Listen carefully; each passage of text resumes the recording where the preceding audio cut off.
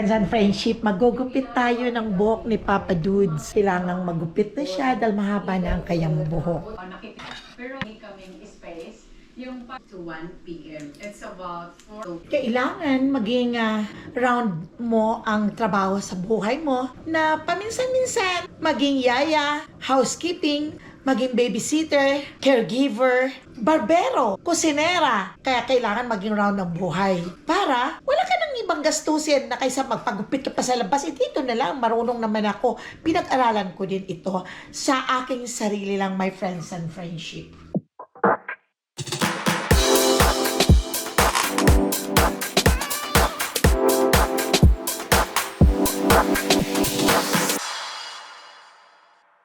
Welcome back to my channel, my friends and friendship. Good morning, good evening, at good day sa inyong lahat dyan. Kung saan man kayo naroroon at dito sa amin ay good morning. Time check is 6 o'clock in the morning. Nagising na ako dahil si Zoe ay may pasok at inire-ready ko ang kanyang mga pagkain para makakain siya bago siya umalis going to school. Dahil wala ang mga magulang na sa work, kaya ako ngayon ang nagtitake over ng kanyang obligasyon kay Zoe. Okay, magre-ready ako ng kanyang pagkain. Wait, my friends and friendship. Magluluto ako ng itlog para sa kanya, yung nilaga. Dalawa nga aking dinalaga na itlog para kay Zoe at kay Papa. Nilalaga ko yan dahil ang gusto lang naman ni Zoe dito ay yung white. May natira pa pala akong oatmeal. Pero magluluto na lang ako ng konti at sira na siguro kahapon. Pag umaga, pagising ko niyan, kung anong linis dito na walang hugasan sa lababo. Ngayon, pagising ko may mga hugasan. Hindi mawawala ng hugasan dito, my friends and friendship. Kaya magluluto lang siguro ako, my friends and friendship, ng kaunting oatmeal. Dahil parating hindi na uubos ang oatmeal. Kung nanarin mo ito yung in and out nila, may natitira pa, nilalagay pa sa rep, apot ko. Lalagyan ko na ito ng tubig at magluluto ako ng oatmeal. Minsan gusto ko rin kumain ng oatmeal, pero pag busy ako, wala talaga akong time na kumain. Kaya hindi na nakakain ng oatmeal, kaya nasisira na, naiiwan lang dyan. Kaya kukuha muna ako, my friends and friendship, ng oatmeal dito sa pantry. Itong oatmeal na to ay talagang pinakukuluan ko talaga to dahil ito ang old style na oatmeal. Pero mayroon naman akong instant oatmeal na mina-microwave ko lang. Hindi pa nawawala ang allergy, my friends. Ngayon, windy at malamig pero maaraw. Tirik ang araw, mamaya. Pero windy talaga. Bumabara pa rin ang ilong ko. Grabe. Kaya isasalang ko na itong oatmeal para mamaya gigisingin ko na si Zoe. At ako ay mag-iinit din ng tubig para makapagkape. Mawala itong bara ng ilong ko. Kumulo na yung itlog na niloto ko, ang bilis. Isasalang ko muna itong tubig, my friends and friendship. Isang gabi kasi ito nilang kanin sa saksakan, kaya na masyadong overcook. Kaya ang aking ginagawa, kasi kalimutan kong alisin sa saksakan the whole night. Kaya ang ginagawa ko, overcook yung masyadong Kaya ang ginagawa ko yan inalis ko sa saksakan at hinalungkat ko pati sa ilalim para hindi durog. Ibang kanin kasi dito, my friends and friendship, kaysa sa atin sa Philippines. Ito naman ay na-bake ko ito kagabi para yung apong isa favorite kasi ito ni Mikel, yung kapatid ni Zoe. Favorite niya ito. Kinakain lang niya pag pumasok.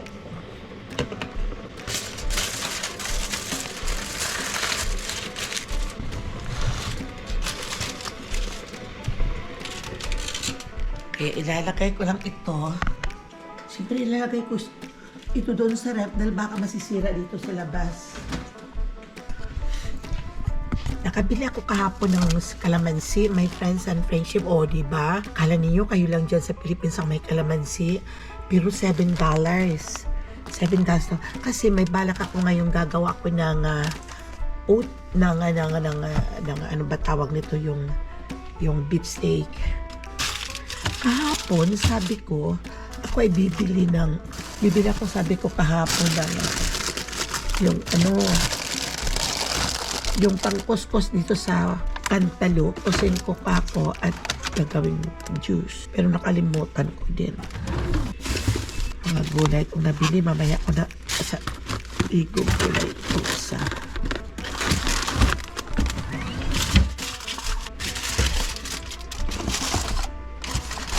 nasisiksikan kasi ito yung antalok ang nabili. Mamaya na ito. Dami ka pang tinapay. Kaya walang gutom. Ayan, kumukulo na itong itlog. Kaya takpan ko na lang. At maya-maya, gigisingin ko na si Zoe. Ililigpit ko muna ito. Nire-ready ko ang mga pagkain niya bago ko siya gisingin. Hindi na ako nagbibili ng gatas para sa cereal dahil sa Costco kasi pag bumili ako ng gatas, 2 galon, hindi na ubos kahit tinatapon lang, nag-i-expired. Kaya pag bumili naman ako ng maliit, nakakalimutan ko doon sa ibang store dahil wala naman sa Costco maliit na gatas, kundi puro malaki. Nire-ready ko lang ang vitamins ni Zoe para pagtapos na niyang kumain, ay iinom na siya ng vitamin. Ikahapon, nadagdagan pa ang allergy ko, my friends and friendship. Dahil sobrang windy at nagpunta kami kahapon doon. Sinamahan ko si Zoe dahil wala ang magulang sa gymnast lesson niya. Magaling naman siya. Okay siya at gustong-gusto niyang ginagawa niya. Kaya doon ako kahapon din nagtambay. Ako inaantok ako talaga habang nanonood sa kanya doon na nag-gymnast doon sa gym. Antok na antok ako. 1 hour pa naman. Ay kagagaling ko pa sa baleho noon kahapon dahil may appointment si Papa doon sa kanyang social worker at ako naman nandoon. Kaya instead na umuwi kami dito kahapon, my friends and friendship, pagkatapos ng appointment ng 10:30, ay namili na lang ako doon ng fish, yung bangos sa Seafood City, at doon na lang kami bumili na ako ng aming lunch doon sa Chowking. At kumain na lang kami at pumunta na kay Zoe sa school niya sa San Catherine. Wala pang time. Kaya nagstay muna kami doon sa ilalim ng puno sa may harap ng simbahan. Dahil sarado naman ang simbahan pag walang mass. At yun, doon lang kami. Nakatulog ako din doon. Ininat mo yung upuan ko sa sasakyan at nakatulog ako habang naghihintay kay Zoe. Siguro mga 30 minutes din bago nag-ring ang bell na magdidismissal na sila Zoe. Kaya grabe kahapon din. Pagdating ko dito sa bahay, ay kumain muna ng kaunti at dumiretso na sa gymnast ni Zoe. Kaya yun, kami rin ni Papa Dus. Mas okay lang kung ganito lang na si Papa Dus ay okay na. Walang naramdamang sakit. Walang kung ano-anong nararamdaman. At okay siya mag-drive para sa amin. Kaya praying na lang na he will be okay all the time. O diba, may friends and friendship? Ang bilis lang maluto ng oatmeal. Ayan. So kasi ni Zoe yung may sabaw-sabaw. Madali lang kaya itong matuyo. Mamaya kakainin ko to. Hindi ko naabotin na matuyong tuyo. Ito yung itlog.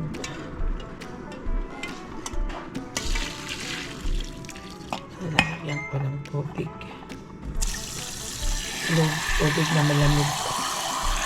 Para madaling balatan.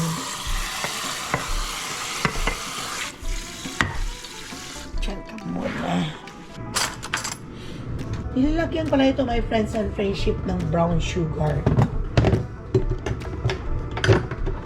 Ito lang ang aking susubo sa kanya. At ito lang ang almusalin niya. Para may baon din siya ngayon. May lunch din siyang baon. At may mga snack. So, pinapakain ko talaga tuwing umaga bago siya umalis. At ito ang gusto niya sa itlog. Yung nilaga, at ayaw niyang kainin itong pula, pero pag hilaw ang itlog at nag-scramble ako, na nagluluto ako ng scramble egg, gusto niya yung hihigupin. Pero pag ganito, ayaw niyang kainin itong pula. Kaya si Papa ang kumakain ng pulang itlog. Kaya yan. Kaya nire-ready ko na yung food niyo para pagising niya, okay na. Nilagyan ko na ng water at saka ice. Ang water bottle niya dahil ugali ng batang yan pagkagising umiinom ng tubig. Kaya yun na. Kaya, it's already 6:30. Yan, ang time is 6:30. Kaya, gigisingin ko na siya, my friends and friendship, para makakain. Di pa na pumasok ang mami niya. Mamayang hapon pa palang pasok. Kaya nandiyan ang mami ni Zoe. At ang mami niya ang maghatid sa school. Kaya habang hindi pa sila gising, hindi pa sila nakabangon na pumunta dito sa kitchen, inaredy ko muna yung ni Zoe, yung tubig sa school. Kaya ito ang the whole day niyang tubig na nilalagyan na ng ice para hindi mainit. Yung bang fresh na fresh ang water. Talagang bagsak talaga ako.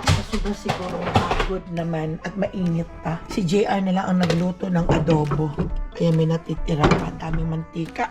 Yung inadobo niya yung binili ko, yung pinalabas kong yung pork belly. At ito yung isang araw, tatlo na lang pala ang natira. Ito sa avocado, masarap ito mamaya sa kumakain ka ng almusal. Ayun.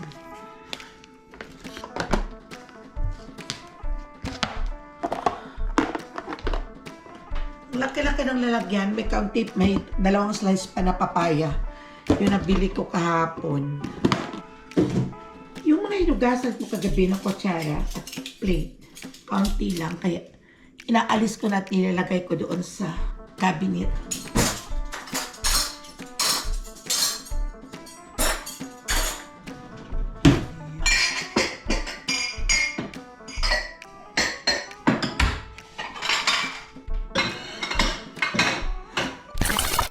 Kagigising lang niya, my friends and friendship. Ginising na siya. Dahil may pasok na si Zoe, girl. What time is your school? Start at 8 o'clock. So you're gonna leave the house. You're gonna leave the house at 7:15. So naka-ready na. Sinusubuan ko siya, my friends and friendship, para madali. Kasi ang daming, pag pinapakain mo siya lang ang mag-isa, ang tagal-tagal. My school's 8 hours. 8 hours. Kailan ang bakasyon niya? Hindi ba siya short day sa Friday? What? No. Oh, you want that one? Kahapon waffle ang almusal niya. Tatlong araw na, my friends and friendship, na ang lakas ng hangin pagkagising namin. Hindi. Sa gabi pa lang, hapon pa lang, nagsisimula na ang lakas-lakas ng hangin. Kung baga sabi nila doon sa vlog na pinanonood ko doon sa part ng Mindoro, ay sabi amihan. Yun siguro, pero hindi ko naman alam kung saan galing ang amihan. Kaya yun. Pero ang lakas-lakas, ang yung nangungonsume ako ay yung mga kamatis, yung mga ibang tanim po na uuyog. Isa pa, paano pa yan mamumunga kung gayong uyog-uyugin lang ng hangin? Diyos ko Lord, nag-effort pa naman ako dyan sa pagtanim. Malalaki na sila. Sana mamunga naman at mag-calm down na itong hangin, my friends and friendship. Nakakainis. Wala kaming lakad ngayon, my friends and friendship. Magluluto ako ng magbi-beef steak siguro ako, kung hindi magugulay. Basta bahala na kung ano ang aking magagawa. Pero masarap sana ngayon. Ano kaya? Masarap sana magawa ng suman, no? Sabi ni Papa Dudes, naghanap ka lang ng sakit ng katawan mo. At hindi ka nalang bumili. Nakaka-enjoy kaya pag ikaw ang naggagawa, o di ba? Ay, hindi pala ako nakabili ng malagkit. Dapat may malagkit ako para makapagawa ako ng biko. Yun ang gusto ko, my friends and friendship, pag nandito ako sa bahay. Ang gusto ko ay kung ano-ano ang ginagawa ko. Yung bang busy ako at gumagawa ako ng mga pagkain. Yung gusto ko yung ginagawa ko. Pero kung makagawa na ako, kakaunti lang naman ang nakakain ko. Kaya pinamimigay ko sa mga bata. Take your vitamins now. Tapos na siyang kumain, magbibihis na. Okay, go na. Ito na yung food niya. Teka muna, kumusta pala kayo dyan? Kumusta ang Mother's Day celebration ng mga nanay? At kumusta ang mga anak? Ano ang ginawa ninyo ng Mother's Day? Ito, lumipas na din, okay lang. Di ba? Ang saya. Ang saya-saya pag nagsama-sama. Yun lang kami hindi kumpleto dahil may mga trabaho naman ang mga bata. Ngayon, nag-iisip ako, sabi ko, ano kaya isusuot ko sa birthday ko? Sa 70th birthday, kaya kailangan kayo pa lang. Mag-order na ako ng damit for my birthday. Excited, hindi excited. Naku, tumatanda na talaga si Mamela. At alam niyo, my friends and friendship, good news. Magbabakasyon kami. Yun lang ang hinihiling ko kay God, na sana si Papa Dudes at ako ay magiging in good health bago man lang dumating ang January. Kasi uuwi kami ng January ng after at-atihan. Yun ang gusto ni Papa Dudes, na walang gulo after at-atihan. Kaya uuwi muna ang mga bata, magbabakasyon sila ng January. Pagbalik nila, kami naman ni Papa Dudes. Yung pinili namin para hindi mainit. Hanggang February kami, 3 weeks lang. At siguradong maghanap ako ng murang ticket, pero gusto ko yung ticket na may insurance para anytime, kung ano man lang hindi mo man hinihingi, ay anytime may insurance siya at mairiripan mo or mai-change ang schedule mo kung for in case na ma-cancel, o diba? Kaya sana pray ko lang kay God na bigyan pa kami ng pagkakataon na makauwi. Plan ko January. Sana January ati-atihan, kaso umuuwi sila at walang magtitake care ng mga dogs dito sa bahay. Dogs ni Mikel at dogs ni Jarrell na dalawa. Kaya pagbalik nila, after ati-atihan, kami naman ang susunod na uwi. Kaya papakuha na ako ng ticket by October. Papakuha na ako ng ticket. At nandoon na ang pera na pangkuha ng ticket. Kaya papakuha ko ng ticket kagad back at pagpapahanap ng medyo mura-mura. O diba? Wala naman, no choice naman kami. Philippine Airlines parati kami. May United Airlines sana, libre ang ticket namin ni Papa dahil kay Jarrell, na benefits namin kay Jarrell. Ang United Airlines. Kaso, mahihirapan kami pag magpa-chance passenger due to may kasama ako nga, si Papa Dudes, na hindi pwedeng magstay, na mag-antay dahil dialysis person. Kailangan direct flight kami pagsakay, pagbaba ng Manila, sasakay na kagad kami ng 2,000 para pagdating doon ay magda-dialysis na. O diba, my friends and friendship, yun lang naman ang wish namin, na makauwi kami. Pray to God, my friends and friendship. Kaya ngayon, basta tandaan ninyo, my friends and friendship, pagising sa umaga, huwag magsisimangot. Always smile and always be happy, be pretty, at think positive always. Welcome back, my friends and friendship. Gagawa tayo ngayon magluluto ako ng beef steak. Beef steak, my friends and friendship, para pang ulam mamaya. Hiwain ko muna itong ating beef.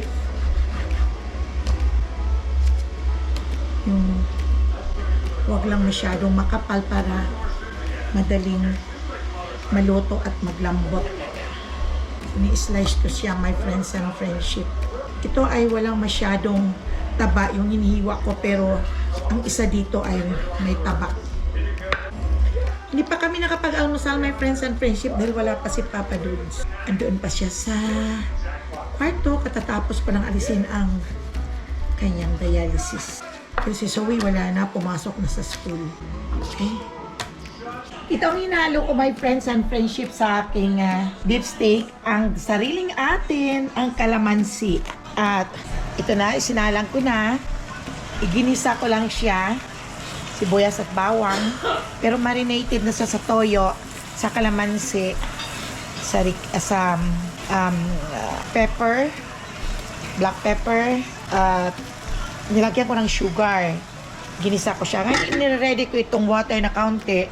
Dito sa hinugasan ng nilagyan ko rin, para may pag medyo matuyo-tuyo, yung nagisa siya ng gusto, ay ilalagay ko yung tubig. Hindi ko pa ngayon ilalagay ang tubig, my friends and friendship, dahil gusto ko muna maniot muna sa kanyang mga meat ang lasa ng tinimpla ko dito. Tuyuin muna bago lagyan ng tubig at pinapalambot ko siya. Hindi pa kami nakapag-almusal. Muna ko muna to para may baonin yung mga bata pagpasok sa work. At ito, may natitira pang kalamansi. Kaya ano ko to. Meron pa akong bangos, hiwain ko yon at para ma-separate ko ang sa lalagyan sa siplak para madali lang magluto pag kailangang lutuin. O diba, my friends and friends. Bango ng kalamansi. Simuyaw ang tawag nito sa amin, sa Aklan. Kalamansi sa Tagalog. Pinapalambot ko pa, my friends and friendship, ang aking beef steak. Ngayon pa lang kami mag-aalmusal at lalabas lang ni Papa Du. And ito ang almusal namin. Ayan. At itong, kalimutan ko na. Ano ba to? Yung Bake Mac. Ayan. Bagel at oatmeal kay Papa Dudes. At ito ay aking hihiwain. Ang cantaloupe. merong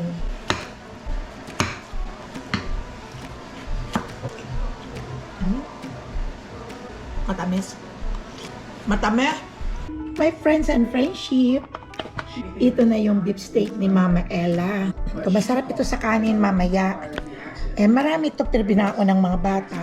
Ayan ang dessert namin kanina. Kaya, nilipat ko na dito sa Tupperware para nahugasan ko na ang aming kawali. Sino nang gustong kumain, ay dito lang kukuha. Yung kanyang inalisan ng beef steak, sinangagan ko ng rice. Di ba malasa yun, my friends and friendship? Well, syempre, ang mga sabaw ng beef steak ay nandito. Maghugas na ko ng aming mga kaldero, my friends and friendship. At tapos na si Mama Ella na mag-breakfast. Mga 11:20 kami nag-breakfast. Ano na, malapit. 11, ano na, 30. Hindi pa ako nakalabas, hindi ko pa nag-visit ang aking mga plants sa labas. Kasi kanina, malakas ang hangin. Ewan ko ngayon kung okay na ang panahon. Tingnan ko, pero maaraw. Sana tayo. Ikaw, Paps, tapos na? Tapos na to? Ika na si Papang pinakalas na kumain. 20 minutes later. Nagsipag-alisa na ang mga bata papunta sa trabaho. Si Jarrell, andun si Grimes, kanina pa si Grimes na madaling araw. Si Jarrell at saka si Chanel. Ngayon ang problema namin, walang susundo kay Zoe dahil may pasok din yung kapatid niyang si Mikel ngayon. At ginawa na lang namin, ipapick up na lang doon sa daddy ni Samantha at saka ni Liam si Zoe at i-drop doon kay Shendel na bahay. Kay Cash. Dahil hindi si Zoe pwede doon kay Samantha at saka kay Liam dahil mayroon silang swimming lesson. Kaya hindi na lang si Zoe doon sasama sa swimming lesson at doon siya i-drop kila Shen. Yun, dalawa na lang kami ni Papa pero so far nakapagluto na din ako at nakapagpahinga. At parang nawala na din ng kaunti ang windy pero na-stress talaga ang mga tanim ko. Hopefully nawala ng windy. Kailangan kong bumili pala, my friends. Hindi ko na alam kung saan ko na itatanim itong ang dami-daming tumubo na cucumber. Ang dami ko na rin na itanim. Kahit saan lang doon ang tumubo. Sana lahat ay tumubo at mamunga ng marami. At matakaw talaga kami sa cucumber. Ang kamatis din namin, ang dami-dami. Sana mamunga lahat. At ang talbos, ang kamote kong baging, ayun, madami ng dahon. Kaya mayroon akong kukunan ng panghalo sa sinigang na bangos. Ano pa ba? Yung okra ko lang ang masilan. Hindi masyadong tumutubo ng ewan ko kung tutubo yun, pero maganda naman ang tubo ngayon. Pero napapansin ko lang na mamatay na after all. Ay, ewan ko kung ano. Sana, mamayang hapon ako mag-aabono doon sa mga kamatis. Na-stress sa hangin. 3 araw na ang lakas ng hangin. Ito nakapang-summer na ako. Talaga mainit, my friends and friendship. At nanonood ako ng favorite vlog ko. Kaya dito ako nakaupo. Hi, my friends and friendship. Lunchtime, it's 2 o'clock at ako ay kakain na. At nagugutom na din si Mama Ella kaya. Kamay-kamay kaya ako. Ang sarap ng beef steak. Sarap ang lasa. Kaya lang tayo. Sarap magkamay. Kaya gawa kayo ng beef steak din. Ang gusto ko kasi sa beef steak, yung walang masyadong sabaw. Kaya, at may kaunting taba. O diba? Ang sarap. Kakain ako, dahil gugupitan ko pa si Papa Dudes. Mahaba lang buhok. Ang sarap ng juice. Ito yung cantaloupe, yung melon na binili ko sa Costco. Matamis siya at watery talaga. Hindi ko po alam kung marunong ka po ba ako. So, ganito lang po mag-book. After 6 years na. Meron ako, my friends and friendship, chocolate. Yung Philippine chocolate. Maraming nagtatanong sa akin, ba't gusto mo ang Philippine chocolate? Ang dami nga yung masasarap na mga chocolate sa Amerika. Nakakasawa na din. Ito masarap. Ayan. See? Sarap. Dalawa lang kainin ko. Friends and friendship, magugupit tayo ng buhok ni Papa Dudes. Kailangang magupit na siya dahil mahaba na ang kayang buhok. Okay.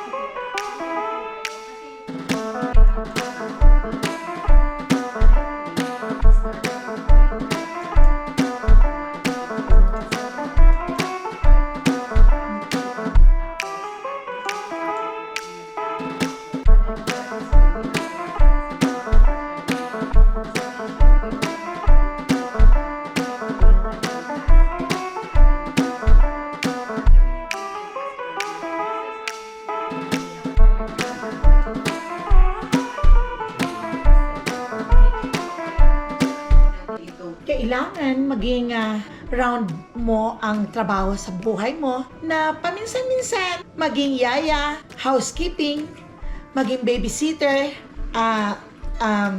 caregiver, at barbero, kusinera. Kaya kailangan maging round ang buhay para wala ka nang ibang gastusin na kaysa magpagupit ka pa sa labas. Dito na lang, marunong naman ako. Pinag-aralan ko din ito sa aking sarili lang, my friends and friendship.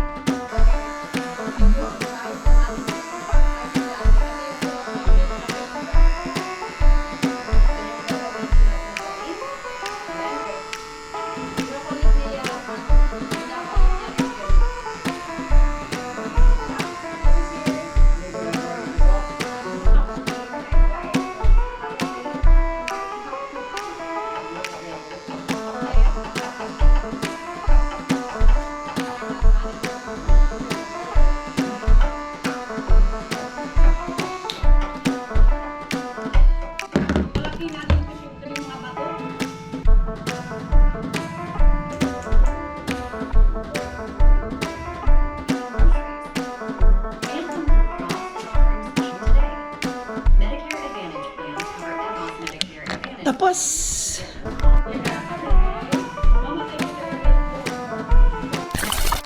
pahinga muna ang barbera, uupo po at manonood ng TV.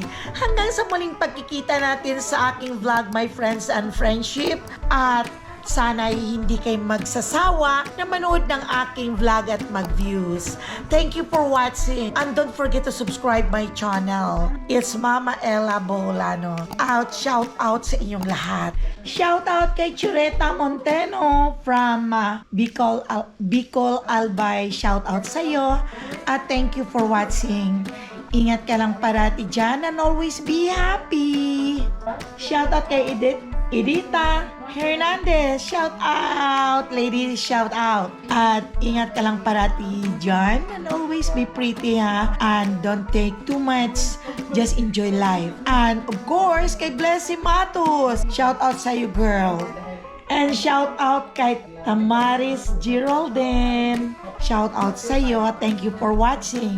At shout out din pala kay Baby Ruth Duenas. Ingat lang kayo. Thank you for watching, Baby Ruth. At ingat-ingat lang always. God bless. Shout out sa isa kong friendship na si Pinay OFW. Thank you for watching. And shout out pala kay Patricia Basigsig from the Philippines. Shout out sa iyo, Patricia, at ingat ka parati dyan. And thank you for watching. Maraming salamat. Be always pretty and happy. Shout out din pala kay Henrietta Montino from Bicol. Thank you for watching. Ingat. At shout out pala kay Annalyn. Pasensya ka na, ngayon lang kita na shout out. From Pangasinan, shout out. At thank you sa pag-subscribe mo at sa pag-review ng aking mga vlog at nagustuhan mo din ang aking mga vlog. Huwag kang magsawang magpanood ng aking mga vlog ha. At always be happy and always take care.